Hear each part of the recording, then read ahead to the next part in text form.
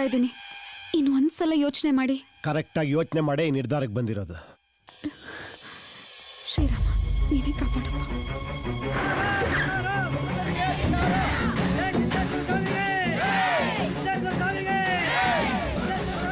ಜೈ Bholenath.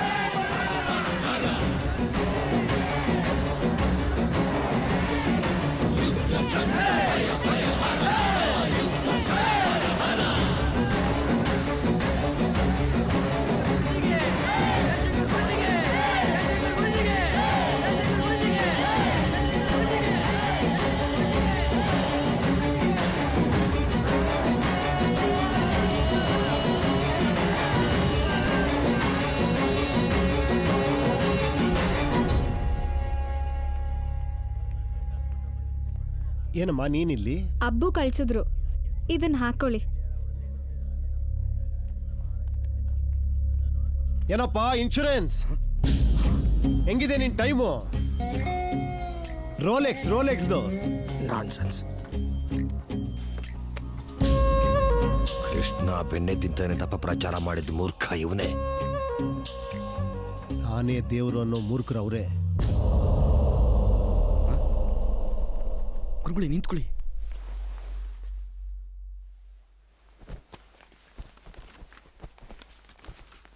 Mister Mukunda, ನೀವು ಹೇಳಿದ್ದೀರಿ ನಿಮ್ಮ ಕೇಸ್ನ ನೀವೇ ಡಿಫೆಂಡ್ ಮಾಡ್ತೀರಿ ಅಂತ, ಹೌದಾ? ಹೌದು ಮಹಾಸ್ವಾಮಿ, ಈ ನನ್ನ ಕೇಸ್ನ ಬೇರೆ ಯಾವ ವಕೀಲರು ತಗೊಂತಾ ಇಲ್ಲ, ಎಲ್ಲ ಭಯ ಪಡ್ತಿದ್ದಾರೆ. ಅದಕ್ಕೆ ನನ್ನ ಕೇಸ್ನ ನಾನೇ ವಾದ ಮಾಡ್ಕೊಂತೀನಿ. My lord, this appeal is baseless. A publicity stunt. There's no cause of action that can be proved here. So I suggest that under Order 7, Rule number 11 of the Code of Civil Procedure, this case be dismissed straight away for out of cause action. Your honour, ಇದು ಕರ್ನಾಟಕ, ಇಲ್ಲಿ ಆಡಳಿತ ಭಾಷೆ ಕನ್ನಡ. ಅಂಥದ್ರಲ್ಲಿ ಸಾಹೇಬ್ರು ಏನೋ ಇಂಗ್ಲೀಷಲ್ಲಿ ಟಸಪುಸ ಅಂತ ಏನೋ ಹೇಳ್ತಿದ್ದಾರೆ, ನನಗೆ ಒಂದೂ ಅರ್ಥ ಆಗ್ತಿಲ್ಲ. ಆದರೆ ಒಂದಂತೂ ಅರ್ಥ ಆಯಿತು, ಈ ಕೇಸ್ನ ಇಲ್ಲೇ ಡಿಸ್ಮಿಸ್ ಮಾಡಿ ಅಂತ. ನಿಜ ತಾನೇ? Correct.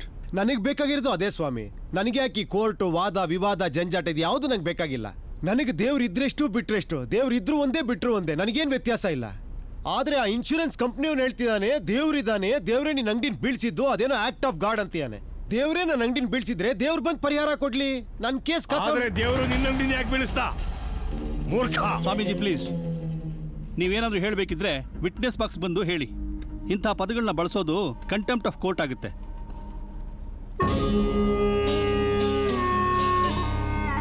ತತ್ರಾಪದಾಂ ಭಾಚನ ಪ್ರಾಯೋಗಜತೆ ಯತ್ರ ಭಾಗ್ಯರಹಿತ ತತ್ರಾಪದಾಂ ಭಾಚನ. ದೇವರು ನಿನ್ನ ಅಂಗಡಿನ ಯಾಕೆ ಬೀಳಿಸ್ತಾನೆ? ಕರೆಕ್ಟಾಗಿ ಹೇಳ್ತಿದ್ದೀರಾ ನೀವು. ದೇವ್ರು ನನ್ನ ಅಂಗಡಿನ ಯಾಕೆ ಬೀಳಿಸ್ತಾನೆ? ಅವ್ನಿಗೇನು ಮಾಡೋ ಕೆಲಸ ಇಲ್ವಾ? ಅವ್ನಿಗೆ ಮಾಡೋದಕ್ಕೆ ತುಂಬಾ ಇಂಪಾರ್ಟೆಂಟ್ ಕೆಲಸಗಳಿದಾವೆ. ಆ ಇನ್ಶೂರೆನ್ಸ್ ಕಂಪ್ನಿಯವ್ರಿಗೆ ಇದೇ ಮಾತು ಹೇಳಿ ದುಡ್ಡು ಕೊಡಿಸ್ಬಿಡಿ, ಕೇಸ್ ಮುಗೀತು. Objection, my lord. ಇನ್ಶೂರೆನ್ಸ್ ಕಂಪ್ನಿಯವರು ಇವ್ರು ಯಾಕೆ ದುಡ್ಡು ಕೊಡಬೇಕು? ಪಾಲಿಸಿ ಟರ್ಮ್ಸ್ ಅಂಡ್ ಕಂಡೀಷನ್ಸ್ಗೆ ಇವರು ಸಹಿ ಹಾಕಿದ್ದಾರೆ. Exhibit number 1, my lord. ಓಹೋ, ಹಾಗಾದ್ರೆ ನನಗೆ ದೇವ್ರನ್ನ ಹುಡುಕ್ಲೇಬೇಕು, ಬೇರೆ ದಾರಿನೇ ಇಲ್ಲ. ನಮಸ್ಕಾರ ಸ್ವಾಮಿ, ದಯವಿಟ್ಟು ನೀವು ಆ ದೇವ್ರಗಳನ್ನ ಕರೆಸ್ತೀರಾ? ರಾಮ, ಕೃಷ್ಣ, ಗೋವಿಂದ, ಹನುಮಂತ ಎಲ್ಲಾನು ಕರೆಸಿ ಕಟ್ಕಡೆ ನಿಲ್ಸಿ. ಮೂರ್ಖ, ಮೋಕ್ಷ ಪ್ರಾಪ್ತಿ ಆದ್ರೆ ಮಾತ್ರ ದೇವ್ರು ಸಿಗೋದು. ನಿನ್ನಂತ ತುಚ್ಛ ಮನುಷ್ಯರಿಗಾಗಿ ಭಗವಂತ ಭೂಮಿಗೆ ಬರಲ್ಲ. ಓಹೋ, ನಾವು ತುಚ್ಛ ಮನುಷ್ಯರೇ ಸ್ವಾಮಿ, ನೀವು ಉಚ್ಚ ಮನುಷ್ಯರಲ್ವಾ? ತಮಗ್ ಮೋಕ್ಷ ಪ್ರಾಪ್ತಿ ಆಗಿದೆಯಲ್ಲ, ರೆಗ್ಯುಲರ್ ಆಗಿ ದೇವ್ರ ಹತ್ರ ಟಚ್ ಅಲ್ಲಿ ಇರ್ತೀರಲ್ಲ, ಕರ್ಸಿ. ಆಗಲ್ಲ, ದೇವ್ರ ಹೆಸರಲ್ಲಿ ಕೋಟ್ಯಾಂತರ ರೂಪಾಯಿ ವ್ಯವಹಾರ ಮಾಡ್ತಿರಲ್ಲ, ದುಡ್ಡು ಸೆಟ್ಲ್ ಮಾಡ್ಬಿಡಿ, ಮುಗ್ದೋಗುತ್ತೆ ಕೇಸು. ಕನ್ಸೆಷನ್ ಬೇಕಾದ್ರೆ ಕೊಡ್ತೀನಿ. Objection, your lordship. ಭಗವಂತನ ಸೇವೆನ ಇವರು ಬಿಸ್ನೆಸ್ ಅಂತ ಬಣ್ಣಿಸ್ತಾ ಇದ್ದಾರೆ. ಹೌದು ಸ್ವಾಮಿ, ಇದು ಬಿಸ್ನೆಸ್ಸೇ, ಪಕ್ಕಾ ಬಿಸ್ನೆಸ್ ಇದು. ನೀವು ಯಾವುದೇ ಪುಣ್ಯಕ್ಷೇತ್ರಗಳಿಗೆ ಹೋದ್ರು ಚಪ್ಪಲಿ ಬಿಡೋದ್ರಿಂದ ಶುರುವಾಗುತ್ತೆ. ಟೋಕನ್ ಕೊಟ್ರೆ ದುಡ್ಡು, ಕ್ಯೂ ಅಲ್ಲಿ ನಿಂತ್ರೆ ದುಡ್ಡು, VIP ದರ್ಶನಕ್ಕೆ ದುಡ್ಡು, ದೇವ್ರ ಫೋಟೋಗೂ ದುಡ್ಡು, ಪೂಜೆ ಪುರಸ್ಕಾರ, ಆರತಿ, ಅಭಿಷೇಕ, ಪ್ರಸಾದ, ಪ್ರತಿಯೊಂದಕ್ಕೂ ದುಡ್ಡೆ. ಡಿಸೈನ್ ರೇಟ್ ಫಿಕ್ಸ್ ಮಾಡಿ ಇಟ್ಟಿದ್ದಾರೆ. ಕ್ಯಾಂಡ್ ಲಂಟಿಸಿದ್ರೆ ದುಡ್ಡು, ಚಾದ್ರ ಹಾಸಿದ್ರೆ ದುಡ್ಡು. ಆ ಸೇವೆ ಈ ಸೇವೆ, ಇದ್ರಲ್ಲಿ ಸೇವೆ ಎಲ್ಲಿ ಬಂತು ಸ್ವಾಮಿ? ಇವ್ರು ಸೇವೆ ಮಾಡ್ತಾರೆ ಅನ್ಕೊಂಡಿದ್ದೀರಾ? ಮಂತ್ಲಿ ಸ್ಯಾಲರಿ ಇದೆ ಸ್ವಾಮಿ ಇವ್ರಿಗೆ, ಫಿಕ್ಸೆಡ್ ಸ್ಯಾಲರಿ. ಒಬ್ರಿಗೆ ಜಾಸ್ತಿ, ಒಬ್ರಿಗೆ ಕಡಿಮೆ, ಅದರಲ್ಲೂ ಬೇರೆ. ಅದರಲ್ಲಿ ಇನ್ಕಮ್ ಟ್ಯಾಕ್ಸ್ ಬೆನಿಫಿಟ್ ಬೇರೆ ಇವ್ರಿಗೆ. ಇಷ್ಟೇ ಅಲ್ಲ ಸ್ವಾಮಿ, ಈ ಬಿಸ್ನೆಸ್ಗೆ ರಿಸೆಷನ್ ಅನ್ನೋದೇ ಇಲ್ಲ. ಅಕಸ್ಮಾತ್ ರಿಸೆಷನ್ ಬಂದ್ರು ಜನ ಕಷ್ಟಪಟ್ಟು ಸಾಲ ಸೋಲ ಮಾಡಿನಾರು ಇವ್ರ ಹತ್ರ ಹೋಗ್ತಾರೆ. ಯಾಕಂದ್ರೆ ಪರಿಹಾರ ಬೇಕಲ್ಲ, ಅದಕ್ಕೋಸ್ಕರ. ಇದನ್ನ ಸೇವೆ ಅನ್ನೋ ಬದಲು ದಂಧೆ ಅನ್ಬೋದು. I object to this, your lordship. ಇವ್ರು ಮಾಡ್ತಾ ಇರೋದು ದಂಧೆ ಅಂತಾನೆ ಇಟ್ಕೊಳ್ಳಿ, ಫಾರ್ ಆರ್ಗ್ಯುಮೆಂಟ್ ಸೇಕ್. ಇವ್ರು ಯಾಕೆ ಇವ್ರಿಗೆ ದುಡ್ಡು ಕೊಡಬೇಕು? ಇನ್ಶೂರೆನ್ಸ್ಗೆ ಅಂತ ಆದ್ರೆ ನೀವು ಪ್ರೀಮಿಯಂ ಕಟ್ತೀರಾ. ಇನ್ಶೂರೆನ್ಸ್ ಕಂಪನಿಯವರು ನಿಮಗೆ ದುಡ್ಡು ಕೊಡಬೇಕು ಅಂತ ನೀವು ವಾದ ಮಾಡಬಹುದು. ಆದ್ರೆ ದೇವಸ್ಥಾನದವರು ಯಾಕೆ ನಿಮಗೆ ದುಡ್ಡು ಕೊಡಬೇಕು? ಸ್ವಾಮಿ, ನಾನು ಬರೀ ಇನ್ಶೂರೆನ್ಸ್ ಕಂಪ್ನಿ ಪ್ರೀಮಿಯಂ ಕಟ್ಟಿಲ್ಲ, ದೇವಸ್ಥಾನಗಳಿಗೂ ಸಿಕ್ಕಾಪಟ್ಟೆ ಪ್ರೀಮಿಯಂ ಕಟ್ಟಿದ್ದೀನಿ. ನಾನ್ಸೆನ್ಸ್. ನೀವು ನಂಬಲ್ಲ ಅಂತ ಗೊತ್ತಿತ್ತು ಯುವರ್ ಆನರ್. ಇವ್ರು ನಂಬಲ್ಲ ಅಂತಾನೆ ವಿತ್ ಪ್ರೂಫ್ ಸಾಕ್ಷಿ ಸಮೇತನೇ ಬಂದಿದ್ದೀನಿ. ಒಂದ್ ನಿಮಿಷ. ತಬ್ಲಾ, ಆ ರಸೀದಿ ಎಲ್ಲ ಕೊಡಿಲಿ. ನೋಡಿ ಯುವರ್ ಆನರ್, ಇದೆಲ್ಲ ರೆಸಿಪ್ಟ್ಗಳು. ದೇವಸ್ಥಾನಕ್ಕೆ ಡಿಫ್ರೆಂಟ್ ಪ್ರೀಮಿಯಂ ಕಟ್ಟಿರೋದು ವರ್ಷಾನ್ಗಟ್ಲೆಯಿಂದ. ನನ್ನ ಹೆಂಡತಿ ತಾಯಿ ಅತ್ತೆಗೋಸ್ಕರ. ಇಲ್ಲಿ ನೋಡಿ, ವಾಸ್ತು ವಿನಾಯಕ 11,000, ವೆಹಿಕಲ್ ಮಾರಮ್ಮ 6,000, ಪ್ಲೇಗಮ್ಮ 3,000, ಪರೀಕ್ಷೆ ಫಕೀರಪ್ಪ 8,000. ಹಾಗೆ ಡವ್ವೇಶ್ವರ ಸಿದ್ದೇಶ್ವರ ಆಶ್ರಮಕ್ಕೆ 12,000 ಕಟ್ಟಿದೀವಿ ಸ್ವಾಮಿ. ಪ್ರತಿ ವರ್ಷ ಇವ್ರದೇ ಸ್ಟಾಲ್, ಅದು ಇವ್ರಿಗೆ ಕಟ್ಟಿರೋ ದುಡ್ಡು. ಅದು ಸ್ಟಾಲ್ ಅಲ್ಲ, ಮಂಟಪ ಅಂತಾರೆ. ಅದು ಒಂದಾನೊಂದು ಕಾಲದಲ್ಲಿ ಮಂಟಪ ಆಗಿತ್ತು. ಈಗ ನೀವು ಬಿಸ್ನೆಸ್ ಅಂತ ಸ್ಟಾಲ್ ಮಾಡಿಟ್ಟಿದ್ದೀರಾ. ಯುವರ್ ಆನರ್, ನಮ್ಮ ಅತ್ತೆಗೆ ಮೈಸೂರಲ್ಲ ಅಂತ ನನ್ನ ಹೆಂಡತಿ 10,000 ರೂಪಾಯಿ ತೊಗೊಂಡೋಗಿ ಇವ್ರು ಸ್ಟಾಲಿಗೆ ಕಟ್ಟಿದ್ಲು. ಆದ್ರೆ ನಮ್ಮ ಅತ್ತೆ ಕೊಟ್ಟಕ್ಕಂದ್ಲು. ಹೋದ್ರೋಯ್ತು, ಒಳ್ಳೇದೇ ಆಯ್ತು. ಆದ್ರೆ ನನ್ನ 10,000 ರೂಪಾಯಿ ₹1 ವಾಪಸ್ ಬರ್ಲಿಲ್ವೇ? ಇಲ್ಲಿ ನೋಡಿ ಯುವರ್ ಆನರ್, ಈ ಮಸೀದಿ ಚಂದ, ದರ್ಗಾಗೆ ಚಾದರ್, ಚರ್ಚ್ಗೆ ಕ್ಯಾಂಡಲ್, ಫಕೀರ್ಗೆ ಚೋಲಿ, ಬಾಬಾಗೆ ಅಗರಬತ್ತಿ, ಮಾಕಿ ಚಂದಡಿ, ಈ ತರ ಪೇಮೆಂಟ್ ಪ್ರೀಮಿಯಂ ಅಂತ ಲಕ್ಷಾಂತರ ರೂಪಾಯಿ ಪ್ರತಿ ವರ್ಷ ಬೇರೆ ಬೇರೆ ಡಿಫ್ರೆಂಟ್ ದೇವರ ಅಂಗಡಿಗಳು ಕಟ್ಟಿದೀನಿ ಮಹಾಸ್ವಾಮಿ. ಸಾಕು ಸಾಕು. ಏನು ಅಂಗಡಿ ಅಂತೀಯಾ? ಅದನ್ನ ದೇಗುಲ ಅಂತಾರೆ. ದೇಗುಲ. ಆ ದೇಗುಲಕ್ಕೆ ಜನ ತಮ್ಮ ಕುಟುಂಬದ ಶಾಂತಿ ಸಮೃದ್ಧಿಗೋಸ್ಕರ ಸ್ವಇಚ್ಛೆಯಿಂದ ಹಣ ಕೊಡ್ತಾರೆ. ಸ್ವಾಮಿ, ನಾವು ನಮ್ಮ ಕುಟುಂಬದ ಶಾಂತಿ ಸಮೃದ್ಧಿಗೆ ದೇವಸ್ಥಾನಕ್ಕೆ ಹೋಗೋದು, ತಮಾಷೆ ಮಾಡಕ್ಕಲ್ಲ. ಆದ್ರೆ ಆ ನಿಮ್ಮ ದೇವ್ರು ನಮ್ಮ ಅಂಗಡಿನ ಬೀಳಿಸಿ ನನ್ನ ಶಾಂತಿನೆಲ್ಲ ಹಾಳು ಮಾಡ್ಬಿಟ್ನಲ್ಲ. ಆ ದೇವ್ರ ತಾನೇ ನನ್ನ ಅಂಗಡಿನ ಬೀಳಿಸಿದ್ದು. ಆ ದೇವ್ರ ತಾನೇ ಈಗ ನಂಗೆ ದುಡ್ಡು ಕೊಡ್ಬೇಕು. ಮಿಸ್ಟರ್ ಮುಕುಂದ, ನಿಮ್ ತಕರಾರು ಇರೋದು ದೇವ್ರ ಹತ್ರ ತಾನೆ. ಮತ್ತೆ ದೇವ್ರ ಹತ್ರನೇ ಹಣ ಕೇಳಿ ದೇವಸ್ಥಾನದ ಹತ್ರ ಬಂದು ಯಾಕೆ ಹಣ ಕೇಳ್ತಿದ್ದೀರಾ? ವಕೀಲ್ ಸಾಹೇಬ್ರೆ, ತಮ್ಮ ಹತ್ರ ಇರೋ ಮೊಬೈಲ್ ಇರೋ ಸಿಮ್ ಕಾರ್ಡ್ ಯಾವುದು? ರಿಲಯನ್ಸ್. ಅಕಸ್ಮಾತ್ ಏನಾರ ಸರ್ವಿಸ್ ಅಲ್ಲಿ ಪ್ರಾಬ್ಲಮ್ ಆದ್ರೆ ನೀವು ಕಸ್ಟಮರ್ ಕೇರ್ ಫೋನ್ ಮಾಡ್ತೀರೋ, ಇಲ್ಲ ಡೈರೆಕ್ಟ್ ಆಗಿ ಅನಿಲ್ ಅಮ್ಮನಿಗೆ ಫೋನ್ ಮಾಡಿ, ಅನಿಲ್ ಅಣ್ಣ ನಮ್ಮ ಮೊಬೈಲ್ ಹಾಳಾಗೋಗಿದೆ ಅಂತ. Silence. What do you mean? ಅಂದ್ರೆ ಈ ಸಾಧುಗಳು ಪಂಡಿತರು ಎಲ್ಲ ದೇವರಿಗೆ ಆಫೀಸರ್ಸ್ ಅಂತ ತಿಳ್ಕೊಂಡಿದ್ದೀರಾ? ಅಯ್ಯಯ್ಯೋ, ಆಫೀಸರ್ಸ್ ಅಂತೂ ಅಲ್ವೇ ಅಲ್ಲ ಯುವರ್ ಆನರ್. ಇವ್ರುಗಳ ಮುಖ ನೋಡಿದ್ರೆ ಆಫೀಸರ್ಸ್ ಅಂತಾರ. ಆಫೀಸರ್ಸ್ ಎಲ್ಲ ಓದಿರ್ತಾರೆ. ಇವ್ರುಗಳ ವೇಷ ನೋಡಿದ್ರೆ ಸೇಲ್ಸ್ ಮನ್ ಅಂತ ಹೇಳ್ಬೋದು. ದೇವರುಗಳ ಕಲೆಕ್ಷನ್ ಏಜೆಂಟ್ಗಳು ಯುವರ್ ಆನರ್ ಇವರು. ದೇವರನ್ನೇ ಫ್ರಾಂಚೈಸಿ ತಗೊಂಡ್ಬಿಟ್ಟಿದ್ದಾರೆ ಇವರು. ಅಚ್ಚ ಕನ್ನಡದಲ್ಲಿ ಹೇಳಬೇಕು ಅಂದ್ರೆ ದಲ್ಲಾಳಿಗಳು, ಬ್ರೋಕರ್ಸ್. ನ್ಯಾಯಾಧೀಶರೇ, ಈ ಮನುಷ್ಯ ನಾಸ್ತಿಕ. ಇವನ್ ಹೇಳೋ ಜ್ಞಾನ ಇವಂದಲ್ಲ. ಬದಲಾಗಿ ನಾವು ಸಾಧುಗಳು ಇವನ್ನ ಕ್ಷಮಿಸ್ತೇವೆ. ಆದ್ರೆ ಇವನ ಅಕ್ಷಮ್ಯ ಅಪರಾಧಕ್ಕಾಗಿ ಭಕ್ತಿ ಸಮಾಜ ಯಾವತ್ತೂ ಕ್ಷಮಿಸಲ್ಲ. ಓ ಮಗು, ಮಾತೆ, ನೀನು ದೇವರ ವಿರುದ್ಧ ತಪ್ಪಾಗಿ ಮಾತಾಡಿದ್ರೆ ಮನೆಯಿಂದ ಆಚೆ ಬರೋದೆ ಕಷ್ಟ ಆಗುತ್ತೆ.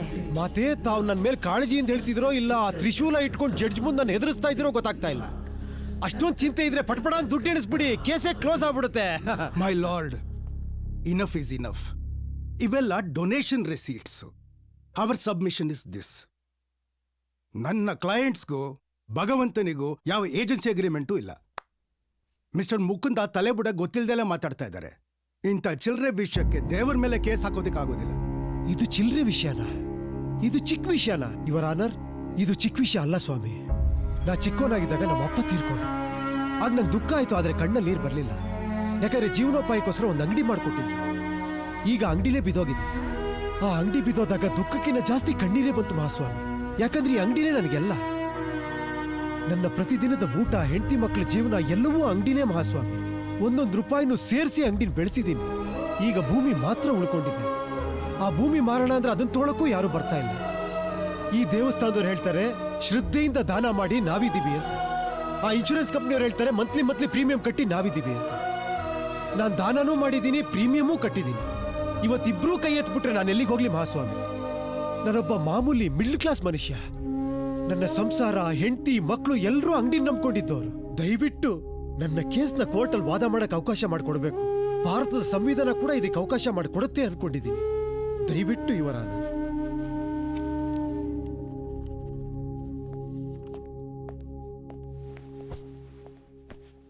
ಒಬ್ಬ ಮಧ್ಯಮ ವರ್ಗದ ವ್ಯಾಪಾರಸ್ಥನಿಗೆ ಕೋಟಿ ರೂಪಾಯಿ ದೊಡ್ಡ ಅಮೌಂಟೆ. ಮುಖ್ಯವಾಗಿ ಇದು ಅವನ ಸರ್ವೈವಲ್ ಪ್ರಶ್ನೆ. ಹಾಗಾಗಿ ಈ ನ್ಯಾಯಾಲಯ ಮುಕುಂದ ಅವರ ಮೊಕದ್ದಮೆಯನ್ನು ಸ್ವೀಕರಿಸ್ತಾ ಇದೆ.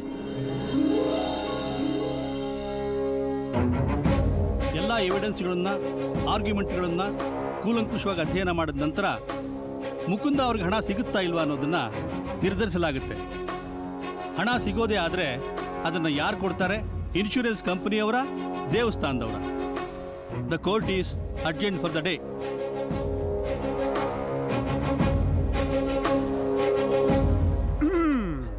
ಸಾಹೇಬ್ರೇ, ಪರದೇಶಿಗಳು ಮಾತಾಡೋ ಭಾಷೆ ಪರರಿಗೆ ಹುಟ್ಟಿದ್ದು. ಈ ನೆಲದಲ್ಲಿ ಮಾತಾಡೋ ಭಾಷೆ ಹೃದಯ ಮುಟ್ಟೋದು. ಕೇವಲ 26 ಅಕ್ಷರನ ಬೇರೆಯವರಿಂದ ಎರವಲು ಪಡೆದಿರೋ ನಿಮಗೆ ಇಷ್ಟಿರ್ಬೇಕಾದ್ರೆ 52 ಅಕ್ಷರನ ಹುಟ್ತಾನೆ ಪಡ್ಕೊಂಬಂದಿರೋ ನಮಗೆ ಇಷ್ಟಿರ್ಬೇಡ. ತಬಲಾ ಗುರುಗಳೇ, ನಿಮ್ಮ ಪೂಜೆ ಪುನಸ್ಕಾರ ಆರತಿ ಗಂಟೆ ಎಲ್ಲ ಆದಷ್ಟು ಬೇಗ ಹೊಡ್ಕೊಂಬಿಡಿ. ಆಮೇಲೆ ಹೊಡೆಯೋದಕ್ಕೇನೂ ಇರಲ್ಲ. ಆ ನಿಮ್ಮ ದೇವರು ನನ್ನೊಬ್ಬನ ಅಂಗಡಿಗೆ ಬೀಗ ಹಾಕಿಸ್ದ. ಈಗ ನಾನು ನಿಮ್ಮೆಲ್ಲಾರ ಅಂಗಡಿಗೆ ಬೀಗ ಹಾಕಿಸ್ತೀನಿ. ಇಲ್ಲ ಅಂದ್ರೆ ನನ್ನ ಹೆಸರು ಮುಕ್ಕೊಂತಾನೆ ಅಲ್ಲ.